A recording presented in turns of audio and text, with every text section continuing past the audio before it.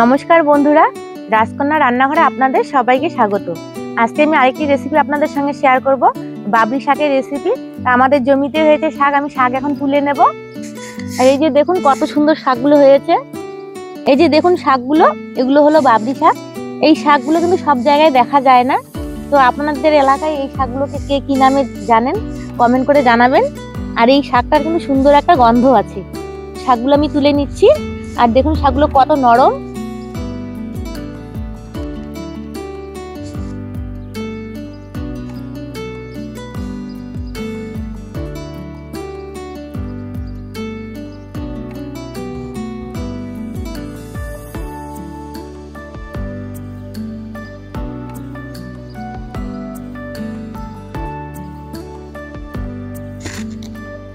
আর এই যে দেখুন শাকগুলোতে ফুল চলে এসেছে। এই শাকগুলোতে খুব তাড়াতাড়ি ফুল চলে আসে। তো ফুলগুলো এভাবে, ফুলের কুড়িগুলো এভাবে ছিঁড়ে ছিঁড়ে ফেলে দিতে হবে। এখনো ফুল ফোটেনি। তো এই শাকগুলো হয়ে যাবে। এখন আমি কিছু ধনেপাতা তুলে নেব ধনেপাতা বাগান থেকে।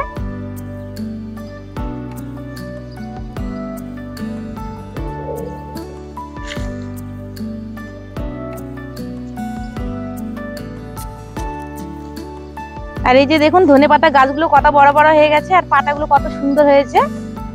শিকড়গুলো কেটে ফেলে দেব।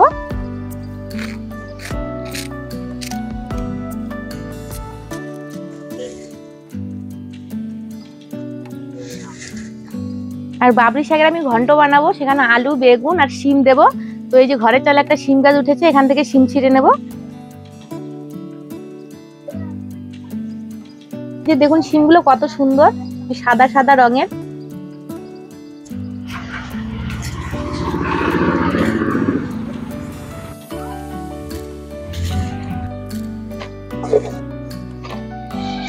আর এই যে দেখুন কতগুলো শিম আমি তুলে নিলাম। আর এই শিমে আমার হয়ে যাবে। শাকগুলো ভালোভাবে ধুয়ে কেটে নিয়েছি, এদিকে সবজিগুলো কেটে নিয়েছি। এখন রান্নাটা শুরু করে দেব। উনুন ধরিয়ে কড়াই বসিয়ে দিয়েছি। কড়াই গরম হয়ে এসেছে, কড়াইয়ে দিয়ে দিচ্ছি সর্ষের তেল। ফোড়নের জন্য দিয়ে দিচ্ছি কালো জিরে আর দুটো শুকনো লঙ্কা। ফোড়নটা ভাজা হয়ে গেছে। এখন এতে আমি দিয়ে দিচ্ছি থেতো করে রাখা রসুনের কোয়া। এখন সবজিগুলো দিয়ে দিচ্ছি।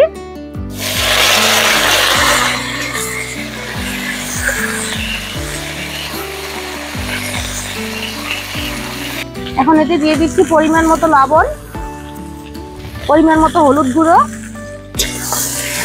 এখন সবজিগুলোকে কিছুক্ষণ টাইম আমি ভেজে নেব। সবজিগুলোকে এখন আমি 2-3 মিনিটের জন্য ঢেকে দেব। এই সবজিগুলো একটু সেদ্ধ হয়ে যাবে। 2-3 মিনিটের মতো হয়ে গেছে। এখন ঢাকনা সরিয়ে নেব। সবজিগুলোকে এখন আমি আরো কিছুক্ষণ ভেজে নেব। সবজিগুলো ভাজা হয়ে গেছে। এখন বাবরি শাকগুলো দিয়ে দেব।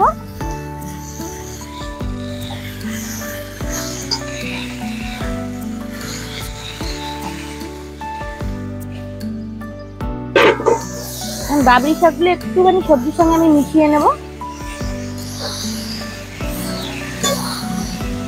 এখন 4-5টা কাঁচা লঙ্কা দিয়ে দিচ্ছি।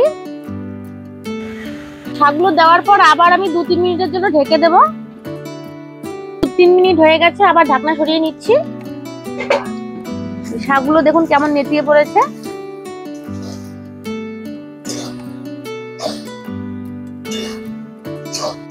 শাকটা থেকে জল ছেড়ে দিয়েছে। এই জলটা শুকিয়ে নিলে আমার বাবরি শাকের ঘন্ট তৈরি হয়ে যাবে। এই সবজির জলটা শুকিয়ে গেছে, আর সবজিগুলো ভালো মতো সেদ্ধ হয়ে গেছে। শিম, আলু, বেগুন, শাক সবকিছু ভালোভাবে সেদ্ধ হয়ে গেছে। এখন আমি এতে ধনেপাতা ছড়িয়ে দেব।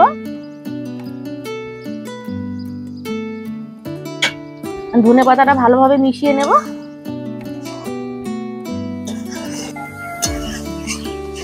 তো বাবরি শাকের ঘন্ট আমার তৈরি হয়ে গেছে। এখন নামিয়ে নেব।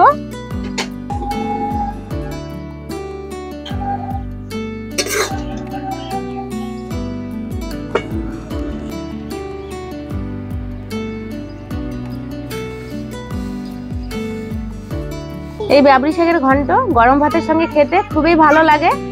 তো আশা করি আজকের রেসিপিটি আপনাদের ভালো লেগেছে। ভালো লেগে থাকলে লাইক কমেন্ট শেয়ার করে দেবেন। আর আমার চ্যানেলটিতে নতুন হয়ে থাকলে চ্যানেলটিকে সাবস্ক্রাইব করে দিয়ে আমার পাশে থাকবেন। ভিডিওটি এখানে শেষ করছি। সবাই ভালো থাকবেন। দেখা হচ্ছে পরবর্তী কোনো রান্নার ভিডিও নিয়ে।